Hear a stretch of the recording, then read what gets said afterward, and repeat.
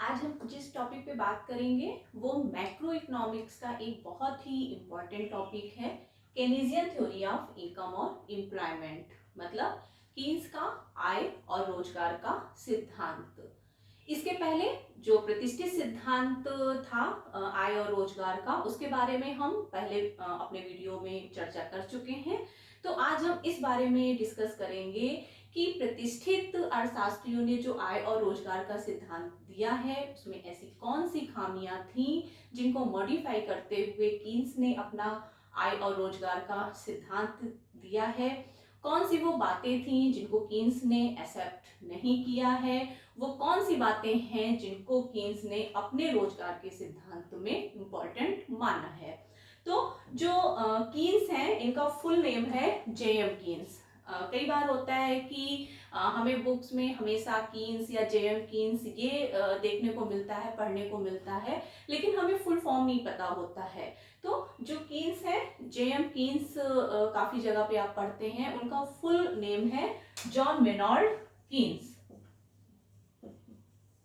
John मेनॉर्ड Keynes की एक book है जो 1936 में पब्लिश हुई थी, जनरल थ्योरी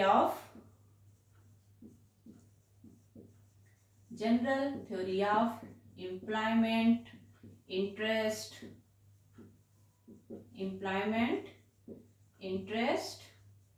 एंड मनी। ये बुक 1936 में पब्लिश हुई थी और इस बुक के 18वें अध्याय में कीन्स ने अपना आय और रोजगार का सिद्धांत प्रस्तुत किया है। 1929 के बाद या 1929 से जो एक महामंदी विश्व में आई हुई थी, उसमें ये बात देखी गई कि जो रोजगार के प्रतिष्ठित सिद्धांत ने जो बातें कही थी, अगर आप वो वीडियो देखेंगे तो आपको समझ में आएगा कि आखिर वो कौन सी फैक्ट थे, वो कौन सी बातें थी जिनको प्रतिष्ठित अर्थशास्त्रियों ने एक्सेप्ट किया है, जिसमें उन्होंने ये कहा था कि अर्थव्यवस्था में पूर्ण रोजगार एक सामान्य स्थिति होती है और अगर कभी इस संतुलन से विचलन होता भी है तो ये एक असामान्य बात होती है। अर्थव्यवस्था की प्रवृत्ति सदैव पूर्ण रोजगार संतुलन की ओर आने की होती है। उनका यह भी मानना था कि सरकारी हस्तक्षेप बहुत कम होना चाहिए, क्योंकि अर्थव्यवस्था में एक इनविजिबल हैंड, अदृश्य हाथ होता है जो अर्थव्यवस्था में संतुलन स्थापित करता है। तो जब 1929 की मंदी आई और उसमें ऐसी कोई भी बात अपने आप स्वतः घटित नहीं हुई कि अर्थव्यवस्था का संतुलन स्वतः स्थापित होता है, उसके बाद कीन्स की ये बुक आती है जिसमें उन्होंने अपना आय और रोजगार का सिद्धांत एक नए दृष्टिकोण से प्रतिपादित किया है, प्रस्तुत किया है। जहां पर जो प्रतिष्ठित सिद्धांत है उनका ये मानना था supply creates its own demand, यानी कि वो पूर्ति होती है जो अपनी मांग का स्वतः सृजन करती है और इस प्रकार से जो अर्थव्यवस्था होती है उसमें ओवर प्रोडक्शन संभव नहीं होता है। लेकिन जो कीन्स हैं उन्होंने कहा कि वो सप्लाई नहीं बल्कि डिमांड, इनफैक्ट डिमांड भी नहीं, इफेक्टिव डिमांड, जो सबसे प्रोमिनेंट वर्ड है जो कीन्स ने अपनी थ्योरी में दिया है, दैट इज इफेक्टिव डिमांड। ये जो इफेक्टिव डिमांड वर्ड है, उन्होंने कहा वो प्रभावपूर्ण मांग होती है जो अर्थव्यवस्था में आय और रोजगार के स्तर को स्थापित करती है। यानी कि जो प्रतिष्ठित अर्थशास्त्रियों ने जिन बातों पे फेथ रख करके अपना सिद्धांत प्रस्तुत किया था कि supply creates its own demand, जो इनका पहला सबसे बड़ा इनका एजम्पशंस था। दूसरा ये था कि अर्थव्यवस्था स्वतः संतुलन में आ जाती है, यानी कि किसी भी प्रकार का इंटरफेयर करने की इकोनॉमी में आवश्यकता नहीं होती है। जो इनविजिबल हैंड, अदृश्य हाथ होता है इकोनॉमी में, एक फोर्स होती है, एक शक्ति होती है जो अर्थव्यवस्था को संतुलन में लाती है, कीन्स ने उसको भी एक्सेप्ट नहीं किया। तीसरी बात जो उन्होंने कही कि अर्थव्यवस्था में सदैव पूर्ण रोजगार स्थापित होता है, यानी कि पूर्ण रोजगार का मतलब होता है कि प्रत्येक व्यक्ति जो कार्य करने के लिए सक्षम है और कार्य करने का इच्छुक है, उसे अर्थव्यवस्था में रोजगार की प्राप्ति होती है। कीन्स कहते हैं कि अर्थव्यवस्था जहां संतुलन में होती है, जरूरी नहीं है कि वो पूर्ण रोजगार का बिंदु हो सकता है कि जिस बिंदु पे अर्थव्यवस्था संतुलन स्थापित कर रही है, हो सकता है वहां पर बेरोजगारी की कुछ मात्रा उपलब्ध हो। ठीक है, यानी कि जो प्रतिष्ठित अर्थशास्त्री थे उन्होंने पूर्ण रोजगार की बात की थी, लेकिन कीन्स ने पूर्ण रोजगार संतुलन की बात नहीं की है।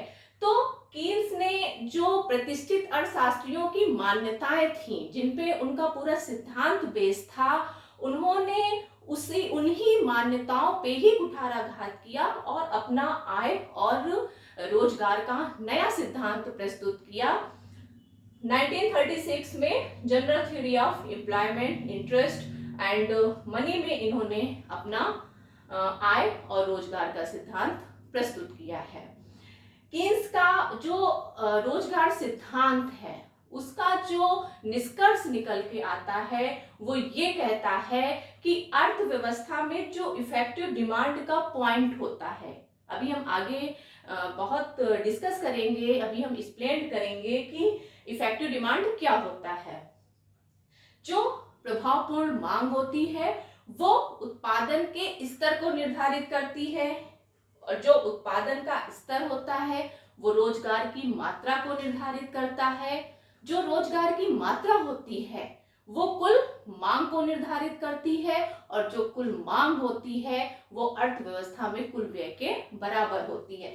अगर पूरे कीन्स के सिद्धांत को एक लाइन में लिखना हो तो हम ये कह सकते हैं, आप लोग बराबर साथ साथ में नोट करते चलिए कि मैं आखिर क्या लिख रही हूँ, आप बराबर नोट करते चलिए थ्योरी को। इन्होंने ये कहा कि जो अर्थव्यवस्था में प्रभावपूर्ण मांग होती है, प्रभावपूर्ण मांग, ये अर्थव्यवस्था में जो उत्पादन का स्तर होता है उसके बराबर होती है, यानी कि उत्पादन का स्तर। ठीक, और जो उत्पादन का स्तर होता है, यानी कि राष्ट्रीय उत्पादन भी आप कह सकते हैं, उत्पादन का स्तर या राष्ट्रीय उत्पादन होता है, वो राष्ट्रीय आय के बराबर होती है। हमने जब आपको नेशनल इनकम के बारे में डिस्कस किया था तो वहां हमने आपसे कहा था कि राष्ट्रीय आय को मापने की 3 विधियां होती हैं, कुल उत्पादन विधि, कुल आय विधि, कुल व्यय विधि। यानी कि हम वहां पर भी ये मान रहे थे कि कुल उत्पादन बराबर कुल आय बराबर कुल व्यय, बिल्कुल वही चीज मैं यहाँ लिख रही हूँ। प्रभावपूर्ण मांग बराबर राष्ट्रीय उत्पादन बराबर राष्ट्रीय आय बराबर राष्ट्रीय व्यय। मैं यहाँ पे लिख देती हूँ, जिसको आप राष्ट्रीय उत्पादन भी बोल सकते हैं, बराबर राष्ट्रीय आय बराबर राष्ट्रीय व्यय। और जो राष्ट्रीय व्यय होगा वो आप लिख सकते हो C+I, कंजम्पशन पे और इन्वेस्टमेंट पे है। अब हम डिस्कस करते हैं कि आखिर प्रभावपूर्ण मांग क्या होती है। प्रभावपूर्ण मांग ही, क्योंकि कीन्स की थ्योरी का सबसे इंपॉर्टेंट बिंदु है, उसका आधार है, तो हमें ये समझना है कि प्रभावपूर्ण मांग क्या होती है। प्रभावपूर्ण मांग का वह स्तर होती है जहां पे कुल मांग कीमत कुल पूर्ति कीमत के बराबर हो जाती है। मांग का वह स्तर जहां पर कुल मांग कीमत कुल पूर्ति कीमत के बराबर होती है। आप ये भी कह सकते हो कि रोजगार का वह स्तर बताती है प्रभावपूर्ण मांग जहां पे कुल मांग कीमत कुल पूर्ति कीमत के बराबर होती है। इसको आप एक एग्जांपल से ऐसे समझ सकते हैं। मान लीजिए कि एक कंट्री में 1 लाख लोगों को अगर रोजगार दिया जा रहा है, या फिर 1 लाख लोग रोजगार पे लगे हुए हैं, मान लीजिए 1 लाख एम्प्लॉयमेंट, 1 लाख लोगों को रोजगार दिया गया है। ठीक है, इस पे जो कुल मांग कीमत है हम मान लेते हैं 200 करोड़ है। ठीक, और जो पूर्ति कीमत है वो भी 200 करोड़ है। तो ये जो कुल मांग कीमत है 200 करोड़, इसको हम प्रभावपूर्ण मांग कहेंगे, क्योंकि इस मांग पर ही जो कुल पूर्ति कीमत है वो इसके बराबर है। यानी कि अगर अर्थव्यवस्था में 1 लाख लोगों को रोजगार पे लगाया जाता है तो जो कुल मांग है वो कुल पूर्ति कीमत दोनों ही 200 करोड़ यानी कि बराबर है। तो जब ये दोनों चीजें बराबर हैं, कुल मांग कीमत और कुल पूर्ति कीमत, अभी हम आपको बताते हैं डिटेल में कि कुल मांग कीमत क्या होती है, कुल पूर्ति कीमत क्या होती है। जब ये दोनों बराबर हैं तो वही होता है अर्थव्यवस्था में प्रभावपूर्ण मांग का बिंदु।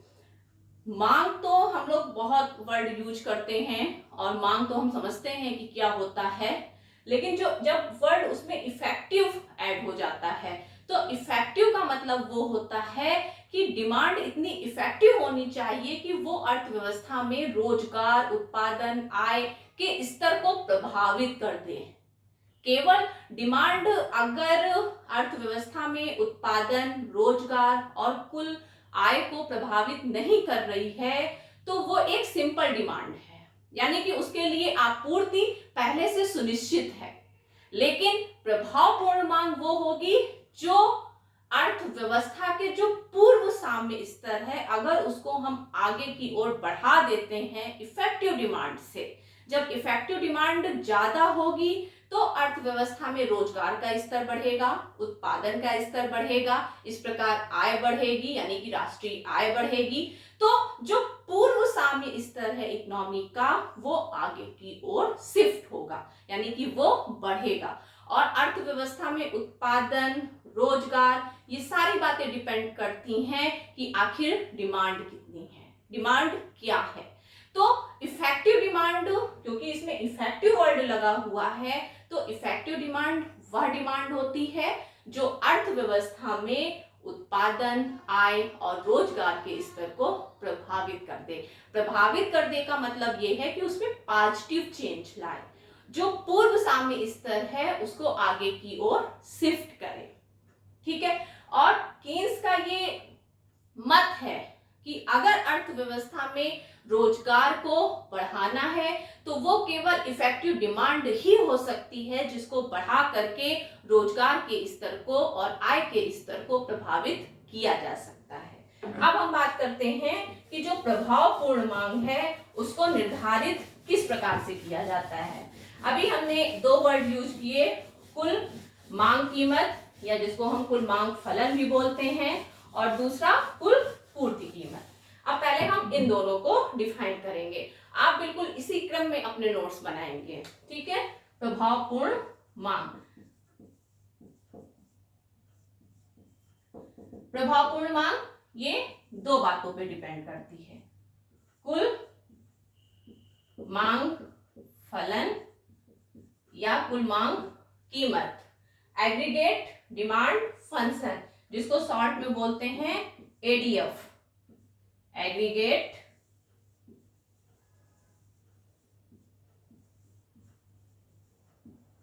डिमांड फंक्शन और प्राइस। ठीक। और दूसरा है कुल पूर्ति फलन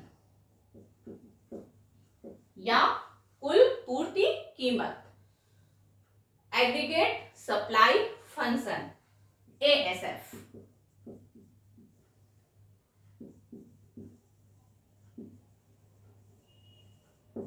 एग्रीगेट सप्लाई फंक्शन और प्राइस। अब ये दोनों वर्ड आपको बिल्कुल क्लियर होने चाहिए। कुल मांग फलन वह कीमत होती है या कुल मांग कीमत वह कीमत होती है जो एक उद्यमी अपने उत्पादन को बेचकर प्राप्त करने की आशा करता है। ये एक्सपेक्टेड प्राइस होती है यानी कि प्रत्याशित आय होती है। आप अगर एक वर्ड में इसको डिफाइन करेंगे तो यहाँ पे आप लिखेंगे प्रत्याशित आय, और प्रत्याशित आय का मतलब हो गया वो प्राप्त होने वाली आय। किसी भी उद्यमी को अपने उत्पादन को बेच करके जो आय प्राप्त होती है तो वो वही आय तो प्राप्त होती है जो वो प्राप्त करने की आशा करता है। यानी कि आप कह सकते हैं कि ये प्राप्त होने वाली आय है या फिर प्रत्याशित आय है। जो एक उद्यमी अपने उत्पादन को बेचकर प्राप्त करने की आशा करता है वह कीमत होती है कुल मांग कीमत या कुल मांग फलन। अगर एक वर्ड में आप लिखेंगे अपने नोट्स में तो आप यही नीचे लिखेंगे दैट इज प्रत्याशित आय। ठीक, आप लिख सकते हैं दैट इज इनकम। प्रत्याशित आय ही तो वो आय है जिसको बेच करके उद्यमी आय अर्न करेगा। तो आप यहाँ पे लिख सकते हो दैट इज इनकम, या फिर ज्यादा अच्छा होगा एक्सपेक्टेड इनकम, प्रत्याशित आय। ठीक है, अगर आप इसको डिफाइन करेंगे डिटेल में तो आप लिखेंगे कुल मांग कीमत वह कीमत होती है जो उद्यमी अपने उत्पादन को बेचकर प्राप्त करने की आशा करता है या आशा रखता है, और जो प्राप्त होने वाली आय होती है, एक उद्यमी को जो प्राप्त होने वाली आय होती है वही होती है कुल मांग कीमत। क्लियर? कुल पूर्ति फलन या कुल पूर्ति कीमत यह वह कीमत होती है जो एक उद्यमी को अपने उत्पादन को बेचकर कम से कम अवश्य ही प्राप्त होनी चाहिए। ये वो इनकम है जो उद्यमी को प्राप्त होती है या फिर वो आशा रखता है। ये वो इनकम है जो उसे एटलीस्ट प्राप्त होनी ही चाहिए, अवश्य ही प्राप्त होनी चाहिए, और एक उद्यमी को कम से कम उसकी लागतों के बराबर कीमत अवश्य ही प्राप्त होनी चाहिए। तो आप यहाँ पे ये समझ सकते हैं, आप अपने नोट्स में ये लिख सकते हैं कि कुल पूर्ति फलन, क्योंकि जब पूर्ति की बात हो रही है तो वो कास्ट की बात हो रही है, लागतों की बात हो रही है। ठीक है, ये है प्रत्याशित आय, ये है वो कीमत जो कम से कम उद्यमी को अवश्य ही प्राप्त होनी चाहिए ताकि उद्यमी भविष्य में उत्पादन कार्य करने के लिए इच्छुक रहे। और अगर एक उद्यमी को उसकी लागतें भी नहीं मिल पा रही हैं तो वो उत्पादन कार्य बंद कर देगा। तो इनडायरेक्टली जो बात कही जा रही है वो ये कही जा रही है कि कुल पूर्ति फलन का जो मतलब है वो लागतों से है, क्योंकि लागत के बराबर ही कीमत उद्यमी को अवश्य ही प्राप्त होनी चाहिए। तो इनडायरेक्टली जो कीमत उद्यमी को अवश्य ही प्राप्त होनी चाहिए वो होती है लागतों के बराबर। तो यहाँ पे आप लिख सकते हैं कि कम से कम प्राप्त होने वाली कीमत या लागतों के बराबर कीमत। आप डिटेल में लिखेंगे, ये तो मैंने आपके समझने के लिए लिखा है कि ये आय की बात करता है, कुल मांग फलन, कुल मांग कीमत आय की बात करता है, और कुल पूर्ति फलन जो है वो लागतों की बात करता है। कुल मांग फलन वो आय होती है जो एक उद्यमी प्राप्त करने की आशा करता है। ठीक, और कुल पूर्ति फलन वह कीमत होती है जो एक उद्यमी को अपने उत्पादन को बेच करके अवश्य ही प्राप्त होनी चाहिए, और एक उद्यमी को कम से कम उसकी लागतों के बराबर कीमत अवश्य ही मिलनी चाहिए।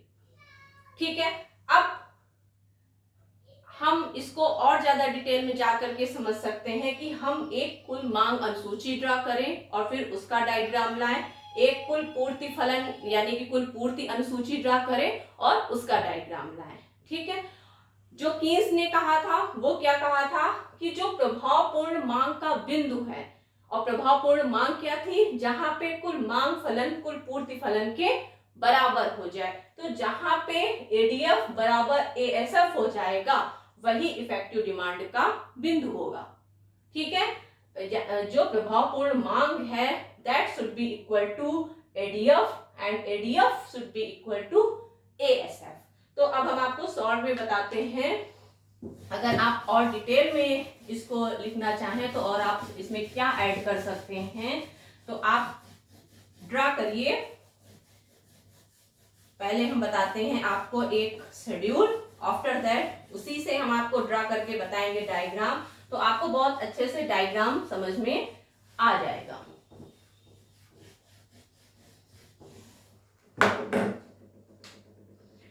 पहले कुल मांग फलन अलग अलग भी हम ड्रा कर लेते हैं। कुल मांग फलन के लिए पहले हम कुल मांग फलन अनुसूची, जिसको हम बोलते हैं शेड्यूल, ठीक है। इसके लिए दो पार्ट में आप डिवाइड करेंगे। एक तरफ आप लिखेंगे रोजगार की मात्रा या रोजगार, आप लिख सकते हैं करोड़ में, और दूसरी तरफ आप लिखेंगे कुल मांग कीमत, ये भी आप करोड़ में। एक हम आपको बताएंगे कुल मांग अनुसूची, तो आपको कुल पूर्ति अनुसूची भी बहुत अच्छे से समझ में आ जाएगी। तो पहले हम 1 2 3 4 5 6 यानी कि 0, 1 करोड़, 2 करोड़, 3 करोड़, 4 करोड़, ये रोजगार का स्तर है। और अब हम कुल मांग कीमत लिख लेते हैं 0 पे 30। इसका ये मतलब हुआ कि जब अर्थव्यवस्था में किसी को भी रोजगार प्राप्त नहीं है, यानी कि प्रत्येक व्यक्ति बेरोजगार है, तब भी अपने जीवन निर्वाह के लिए वो कुछ न कुछ अनिवार्य रूप से डिमांड करेगा। यानी कि 0 एम्प्लॉयमेंट स्तर पे भी कुल मांग कीमत 30 करोड़ है, ठीक है। उसके बाद जैसे जैसे रोजगार बढ़ेगा, इकोनॉमी में इनकम होगी और डिमांड बढ़ेगी, यानी कि ये हमेशा बढ़ते हुए क्रम में होगा। अगर रोजगार का स्तर बढ़ रहा है तो कुल मांग कीमत भी बढ़ेगी। तो एक पे हम 50 10 का बढ़ा देते हैं, ठीक है। यहाँ पे हमने 5 का गैप दे दिया, क्लियर। अब इसको ही हम डायग्राम में ड्रा करते हैं।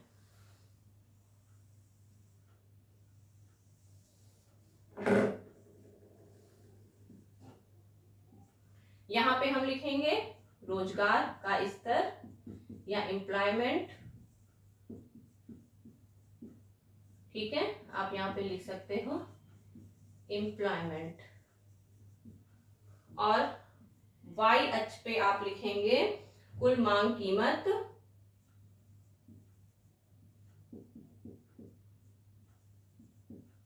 या आप लिख सकते हो आय, इनकम, या रिसीप्ट, प्राप्तियां, आय ऑब्लिक प्राप्तियां, आप कुछ भी लिख सकते हैं,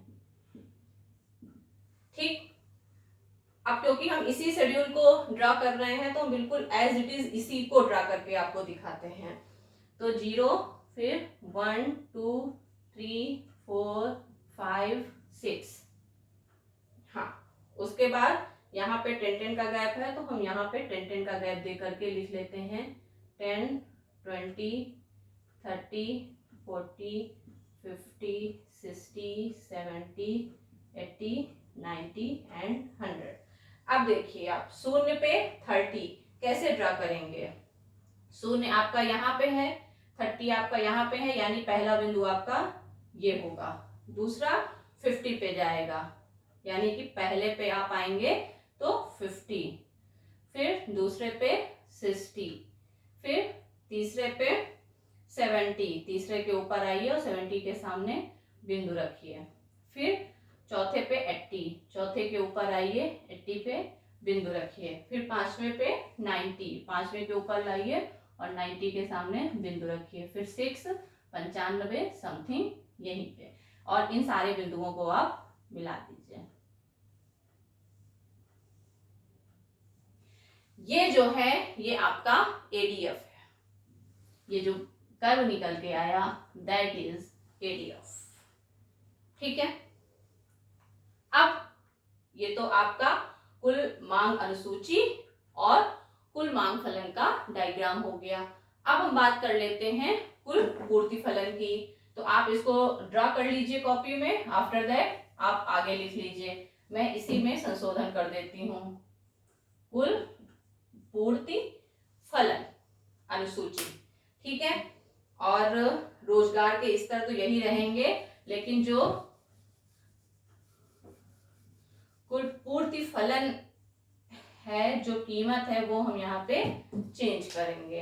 कुल पूर्ति कीमत, ठीक है। 0 पे 0, जब किसी को रोजगार प्राप्त नहीं है तो कुल पूर्ति भी 0 है। क्योंकि कुल पूर्ति 0 है इसीलिए रोजगार का स्तर 0 है, आप ये भी कह सकते हैं। फिर 1 पे 30, फिर 45, 60, मैंने 15 का गैप दिया है, 75, 90 एंड 105। ठीक, ये हमारा एडीएफ खिंचा हुआ है। हम क्योंकि हमें इसके बाद ये डायग्राम लाना है कि कुल मांग फलन बराबर कुल पूर्ति फलन के होना चाहिए। आप चाहें तो पहले केवल कुल पूर्ति फलन का डायग्राम ला सकते हैं। ठीक है, चलिए मैं भी पहले वैसे ही कर देती हूँ, नहीं तो आप कंफ्यूज हो जाएंगे। आफ्टर दैट हम दोनों डायग्राम को एक साथ लाएंगे। आप यहाँ पे लिखेंगे रोजगार का स्तर बिल्कुल वही रहेगा एक्स अक्ष पे, और वाई अक्ष पे कुल पूर्ति कीमत, या फिर अब आप लिखेंगे यहाँ पे कास्ट, लागतें।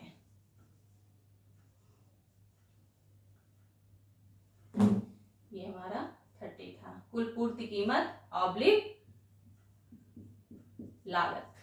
ठीक, अब आप इसका डायग्राम देखिए। 0 पर 0 यानी कि वो बिंदु समथिंग यहीं पे है। फिर 1 पर 30, तो 1 पे ये 30 आ गया। फिर 2 पे 45, 2 45 समथिंग यहाँ पर। फिर 3 पे 60, ये यहाँ पर आ गया। फिर 4 पे 75, 4 पे 75 समथिंग यहाँ पे आ गया। देन 5 पे 90, 5 पे 90 ये समथिंग यहाँ पे आ गया। एंड देन 105 तो 100 से ऊपर 6 समथिंग यहाँ पे आ गया। ठीक, तो इन सारे बिंदुओं को आप मिला दीजिए और ये आपका होगा ASF। ठीक है, एक चीज और समझ लीजिए, अगर ASF यहां पे आकर के हम जो भी एक लास्ट बिंदु होगा, ASF हमेशा बढ़ता हुआ नहीं होगा, क्योंकि एक स्तर के बाद पूर्ति को बढ़ाना संभव नहीं होता है। जब अर्थव्यवस्था में पूर्ण रोजगार की स्थापना हो चुकी होती है, यानी कि सारे लोगों को रोजगार प्राप्त हो चुका होता है, तब जो ASF वक्र होता है वो वर्टिकल हो जाता है। अगर हम यहाँ पे ये सपोज कर लें कि 6 करोड़ पूर्ण रोजगार की स्थापना कर रहा है, यानी कि अर्थव्यवस्था में टोटल जो एम्प्लॉयमेंट की डिमांड है वो 6 करोड़ की है, तो 6 करोड़ ये हो गया। अब ऐसा नहीं है कि इसके बाद ये ग्राफ ऊपर ही उठता चला जाएगा। यहां के बाद 105 करोड़ पूर्ति कीमत के बाद अगर हम ये सपोज कर रहे हैं कि 6 करोड़ पूर्ण रोजगार का बिंदु है, तो अगर इसके बाद की बात होती है तो ASF वर्ग वर्टिकल हो जाएगा। इसका मतलब है कि अब पूर्ति को बढ़ाना संभव नहीं है, क्योंकि अर्थव्यवस्था में पूर्ण रोजगार की स्थापना हो चुकी है। कोई भी उत्पत्ति के संसाधन खाली नहीं है जिनको रोजगार में लगा करके कुल पूर्ति को बढ़ाया जा सके। इसलिए हमेशा आप देखेंगे कि एक स्तर के बाद जो सप्लाई वक्र होता है वो वर्टिकल हो जाता है, क्योंकि अर्थव्यवस्था में पूर्ति की भी एक अनुकूलतम स्थिति होती है, और जब अर्थव्यवस्था अपने उस साम्य को प्राप्त कर लेती है तो उसके बाद अर्थव्यवस्था में पूर्ति को नहीं बढ़ाया जा सकता है। ठीक है, तो आपको हमने बता दिया कुल मांग फलन और कुल पूर्ति फलन। अब जो कीन्स हैं वो कहते हैं कि जो प्रभावपूर्ण मांग है वो वहां पर स्थापित होती है जहां पे कुल मांग फलन कुल पूर्ति फलन के बराबर हो जाती है। आप चाहें तो जो दोनों हमने आपको डायग्राम ड्रा किए हैं, अगर आप इन दोनों को भी एक साथ ड्रा करेंगे तो जो आपका 5th यानी कि 5 करोड़ रोजगार की स्तर है, वहां पे आप देखिए दोनों ही 90 करोड़ पर बराबर पे हैं। यानी कि जो पूर्ण रोजगार का बिंदु है दोनों शेड्यूल में, मैंने तो इसको इरेज कर दिया है, लेकिन मुझे याद है कि जो 5 करोड़ शेड्यूल है वहां पे 90 करोड़ बराबर 90 करोड़, ये है आपका इफेक्टिव डिमांड का बिंदु। ठीक है, अगर आप दोनों डायग्राम को एक साथ लाएंगे तो वो दोनों 90 करोड़ यानी कि 5 करोड़ रोजगार के स्तर पे एक दूसरे को कट करेंगे। हम सिंबॉलिक भी डायग्राम ड्रा कर सकते हैं, जरूरी नहीं है कि हमने जो मांग अनुसूची ड्रा की है हम उसी को डायग्राम के रूप में लाएं। ठीक है, तो क्योंकि हमने एक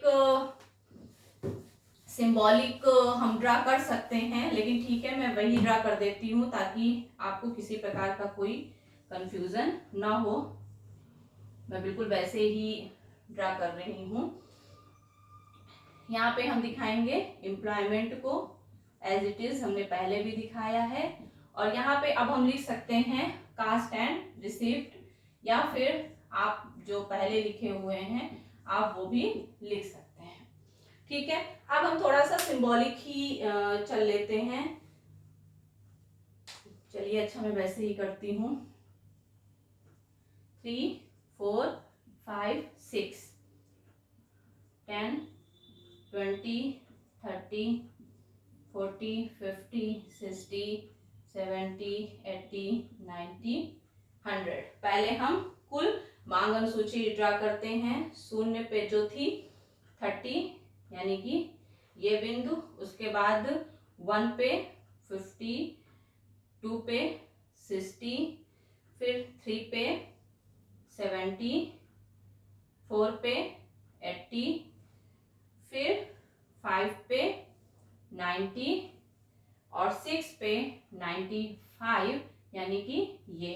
ठीक, उसके बाद कुल पूर्ति फलन में 0 पर 0 यानी कि ये बिंदु, उसके बाद 1 पे 30 यानी कि 1 पे 30 ये बिंदु यहाँ होगा। 2 पे 45 यानी कि 2 पे 45 ये बिंदु समथिंग यहाँ होगा। उसके बाद फिर 60 तो ये बिंदु, 3 पे 60 ये बिंदु यहाँ होगा। फिर 4 पे 75 तो 4 पे 75 ये बिंदु समथिंग यहाँ होगा। फिर 5th पे 90 यानी कि ये बिंदु यहीं पे होगा। और उसके बाद 105 ये समथिंग यहाँ चला जाएगा। अब पहले आप इसको मिला दीजिए। ये आपका एडीएफ,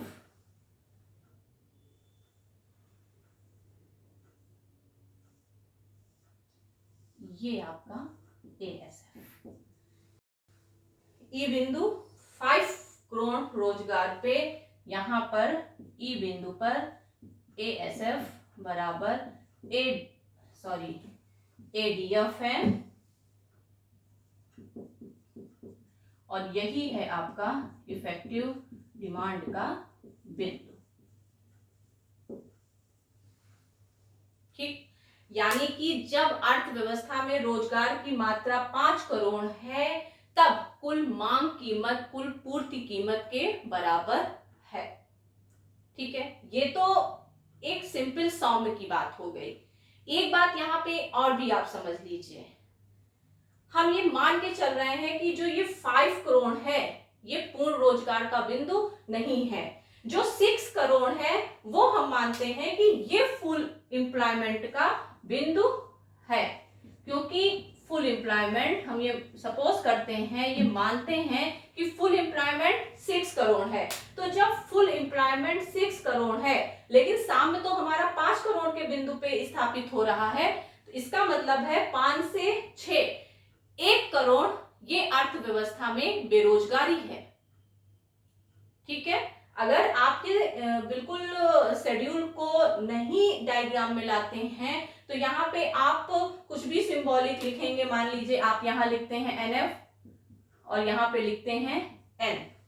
ठीक है, तो आप क्या लिखेंगे कि NF ये अर्थव्यवस्था में व्याप्त बेरोजगारी है, यानी इतना रोजगार अर्थव्यवस्था में अभी लोगों को प्राप्त नहीं है। अर्थव्यवस्था में बेरोजगारी की मात्रा जो है वो N2NF है।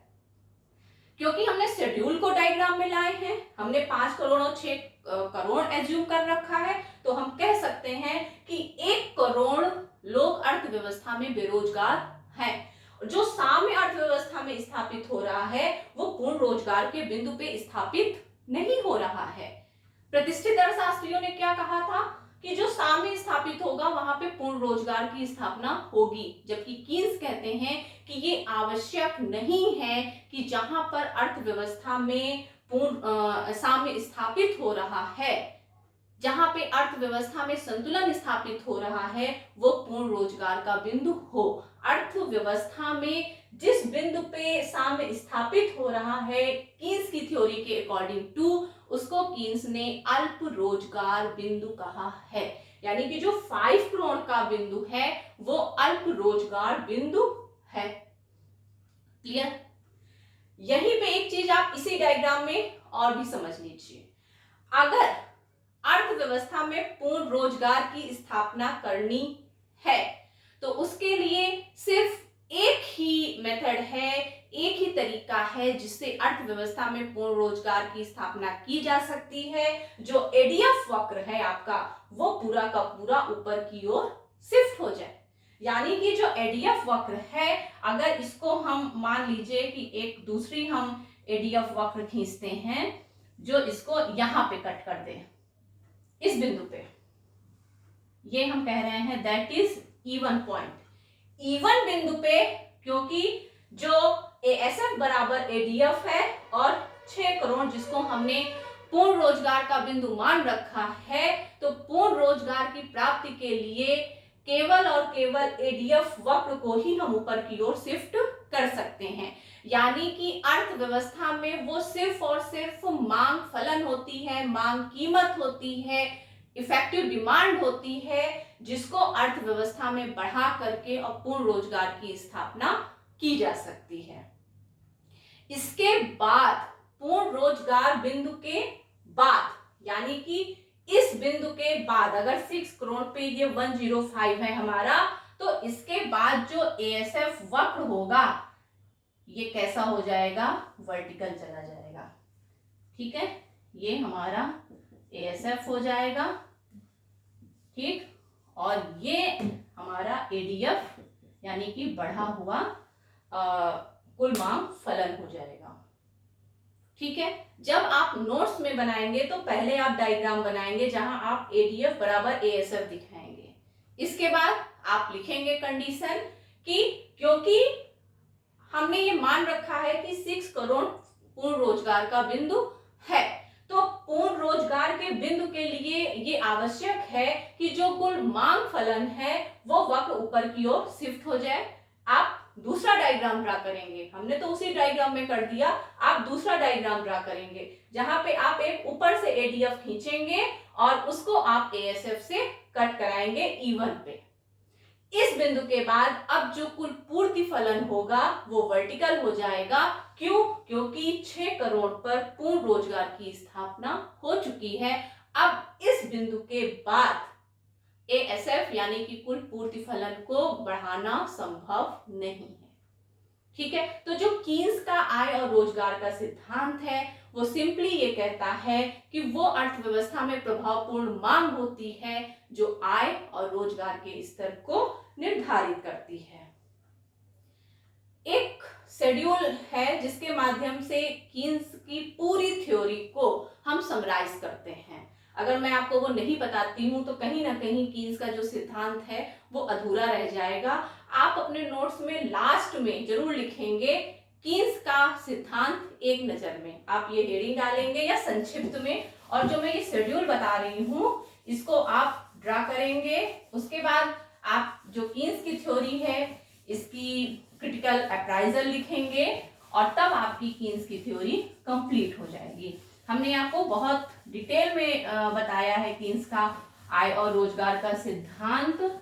एक बहुत ही प्रोमिनेंट टॉपिक है, बहुत ही इंपॉर्टेंट टॉपिक है, जिसमें उन्होंने प्रतिष्ठित अर्थशास्त्रियों की जो एजम्पशंस हैं उनको नहीं एक्सेप्ट किया है, और जो विश्व की महामंदी है उसके बाद जो कंडीशंस हुई उनके अकॉर्डिंग टू अपना आय और रोजगार का सिद्धांत प्रस्तुत किया। अब आप इसको ऐसे लिख सकते हैं, आप इसके ऊपर भी लिख सकते हैं अर्थव्यवस्था में उत्पादन, रोजगार, आय का स्तर, ये डिपेंड करता है प्रभावपूर्ण मांग पर। प्रभावपूर्ण मांग डिपेंड करती है दो फैक्टर, कुल मांग फलन, कुल पूर्ति फलन। एडीएफ, एएसएफ, ठीक है। कुल पूर्ति फलन स्थिर होता है, यहीं पे आप लिख देंगे स्थिर।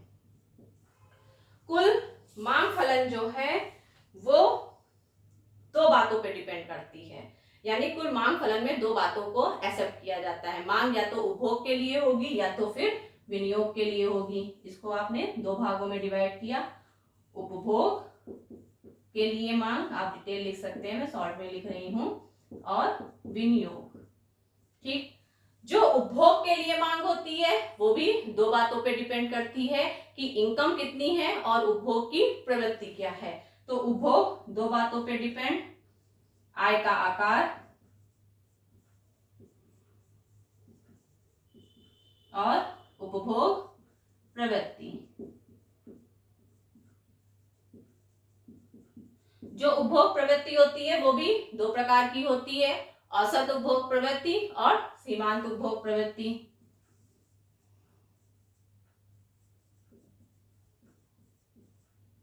औसत उपभोग प्रवृत्ति जिसको हम लिखते हैं C/Y, यानी कि आय का जो भाग उपभोग पे खर्च होता है वो औसत उपभोग प्रवृत्ति हो गई। और सीमांत का मतलब हुआ कि बढ़ी हुई, अगर किसी व्यक्ति की आय बढ़ती है तो उस बढ़ी हुई आय में से कितना भाग बढ़े हुए उपभोग पे खर्च किया जाता है, सीमांत उपभोग प्रवृत्ति। इसको हम फार्मूला में दिखाते हैं, डेल्टा C/ΔY। ठीक, ये तो आपका कुल मांग फलन का उपभोग वाला पार्ट हो गया। जो विनियोग होता है वो भी दो भाग पे, उसके भी दो भाग किए जा सकते हैं। विनियोग डिपेंड करता है कि पूंजी की सीमांत क्षमता क्या है और दूसरा ब्याज की दर क्या है। तो जो विनियोग है उसको भी हम दो भागों में डिवाइड करते हैं। मैं ब्लैक ले लेती हूँ। पूंजी की सीमांत क्षमता और ब्याज की दर। जो पूंजी की सीमांत क्षमता है वो भी दो बातों पे डिपेंड करती है, पूंजी परिसंपत्ति की जो पूर्ति कीमत है वो क्या है और संभावित आय क्या है। तो इसको भी आप दो भागों में डिवाइड कर सकते हैं। पूर्ति कीमत आप पूरा लिख सकते हैं, पूंजी परिसंपत्ति की पूर्ति कीमत और पूंजी संपत्ति से संभावित आय।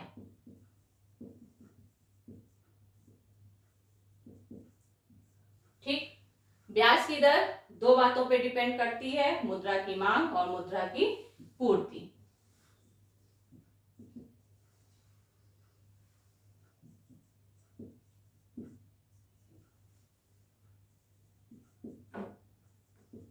मुद्रा की मांग और मुद्रा की पूर्ति।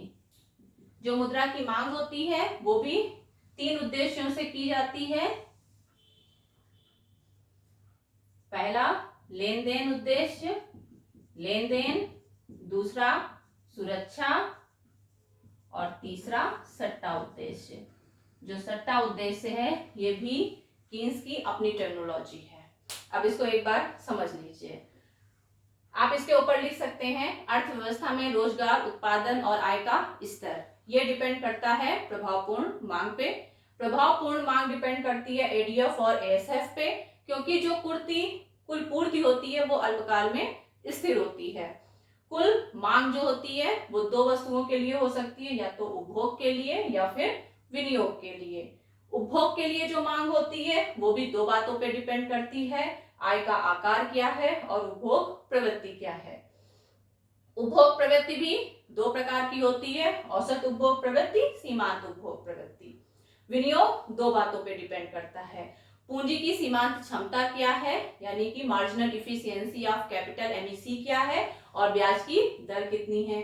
पूंजी की सीमांत क्षमता इस बात पे डिपेंड करती है कि उसकी पूर्ति कीमत क्या है, यानी कि उसकी लागत क्या है, और दूसरा उससे जो प्राप्त होने वाली आय वो कितनी है। ब्याज की दर दो बातों पे डिपेंड करती है, मुद्रा की मांग और मुद्रा की पूर्ति। मुद्रा की पूर्ति भी स्थिर होती है क्योंकि व्यक्ति विशेष से मुद्रा की पूर्ति का कोई लेना देना नहीं होता है, इसलिए मुद्रा की पूर्ति भी स्थिर होती है। मुद्रा की मांग तीन उद्देश्यों से होती है, एक्सचेंज यानी कि लेन देन उद्देश्य, सुरक्षा यानी कि भविष्य की सुरक्षा के लिए हम अपने पास पैसा रखते हैं, मुद्रा की मांग करते हैं, और तीसरा जो शेयर मार्केट है, जो सट्टा बाजार है, उसके जो उतार चढ़ाव है उससे प्रॉफिट लेने के लिए भी लोग मुद्रा की मांग करते हैं। तो ये एक समराइज चार्ट है जो कीन्स ने दिया है, तो इसके बगैर इनकम और एम्प्लॉयमेंट थ्योरी अधूरी रह जाती है, तो आप लास्ट में शॉर्ट में इसको जरूर लिखेंगे। ऐसा नहीं है कि प्रतिष्ठित अर्थशास्त्रियों पे कुठाराघात करके जो कीन्स ने अपना सिद्धांत दिया है वो पूरी तरीके से एक्सेप्ट किया गया है। बाद में इस सिद्धांत की भी बहुत आलोचनाएं हुई हैं। कुछ अर्थशास्त्री हैं जैसे हेयक हैं, उन्होंने इस सिद्धांत की आलोचना की है। मेन आलोचना ये हुई है कि जो ये सिद्धांत है ये एक अल्पकालीन सिद्धांत है। एक बात हमेशा याद रखिए कि जो कीन्स की ज्यादातर थ्योरी हैं वो शॉर्ट टर्म है, क्योंकि कीन्स ने कहा है कि दीर्घ काल में तो हम सब मर जाते हैं। ये इनका एक बहुत ही फेमस कोटेशन है, बहुत ही फेमस स्टेटमेंट है। तो इनकी बहुत सारी थ्योरीज अल्पकालीन हैं। दूसरा एक पक्षी है, केवल मांग की बात कर रहा है, पूर्ति की बात नहीं कर रहा है। तीसरा, जहां पे साम्य स्थापित हो रहा है वो पूर्ण रोजगार का प्राप्ति का बिंदु नहीं है, और किस प्रकार से पूर्ण रोजगार की बात की जा सकती है, किस प्रकार से पूर्ण रोजगार स्तर पे साम्य स्थापित किया जा सकता है, कीन्स इसका भी बहुत सटीक जवाब नहीं दे पाए हैं। तो बहुत सारी आलोचनाएं हैं, बहुत सारे वीक पॉइंट हैं जो इस थ्योरी में भी हैं, लेकिन इन बहुत सारे वीक पॉइंट्स होने के बावजूद भी कीन्स का आय और रोजगार का सिद्धांत समष्टि अर्थशास्त्र में एक बहुत ही प्रोमिनेंट स्थान रखता है, और यह थ्योरी आज भी उतनी ही प्रासंगिक है। आई होप कि आपको यह थ्योरी समझ में आ गई होगी। Thank you very much.